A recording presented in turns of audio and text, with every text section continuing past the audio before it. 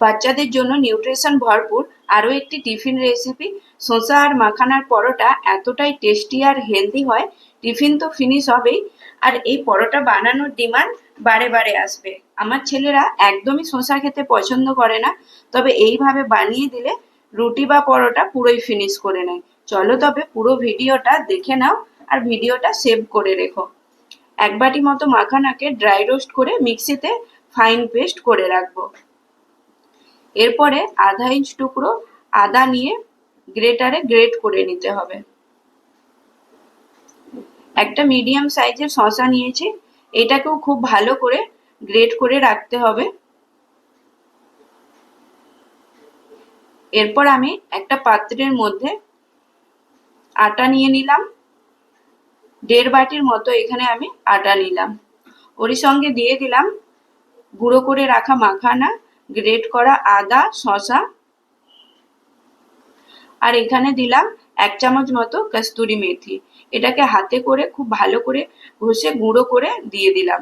এরপরে 1 চামচ পরিমাণ দিলাম জোয়ান, 1/2 চামচ হলুদের গুঁড়ো, 1/2 চামচ কাশ্মীরি লঙ্কার গুঁড়ো, আর পরিমাণ মতো নুন দিলাম, আর 1 চামচ ঘি দিয়ে প্রথমে এইভাবেই খুব ভালো করে মেখে নিতে হবে, কারণ শসার মধ্যে খুব ভালো জল থাকে। তারপরে সামান্য সামান্য জল দিয়ে যেমন পরোটার ডো বানাই এইরকম ভাবে আটাটাকে মেখে নিতে হবে। মনে রাখবে আটাটা মাখার সময় একটু টাইট করে ডোটা মেখো, একদম নরম করে মেখো না, কারণ শসা আছে যেহেতু, নইলে খুব বেশি নরম হয়ে যাবে। তো এখানে যেমন রুটি বানাই ওর থেকে একটু বেশি করে আটা নিয়ে এইরকম একটা লেচি কেটে নিলাম। শুকনো আটায় মেখে যেমন রুটি বানাই ঠিক ওই রকমই গোলাকার রাউন্ড শেপ দিয়ে রুটিটা এখানে বানিয়ে নিতে হবে। যতগুলো মশলার আমি ইউজ করেছিলাম অবশ্যই দিও, এতে পরোটাটা খেতে খুবই টেস্টি হবে। এটা শুধু বাচ্চারা নয়, বড়রাও খেতে পারো। প্রথমে আমি তেল ছাড়া এপিট ওপিট একটু পাল্টে ভেজে নিলাম। তারপরে ওপর থেকে খুব সামান্য করে তেল দিয়ে লালচে করে ভেজে তুলে নিতে হবে। এই পরোটাগুলোকে আমি বাদাম চাটনির সাথে ওদের দিয়েছিলাম।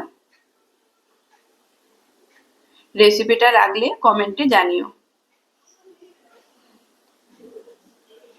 তৈরি আমাদের শসা আর মাখানার হেলদি পরোটা। মাঝের থেকে কেটে এইভাবে রোল করে বানিয়ে দিয়েছিলাম, এতে ওদের খেতে সুবিধা হবে। দেখা হচ্ছে আরো একটি ভিডিওতে, ততক্ষণের জন্য টেক কেয়ার, বাই।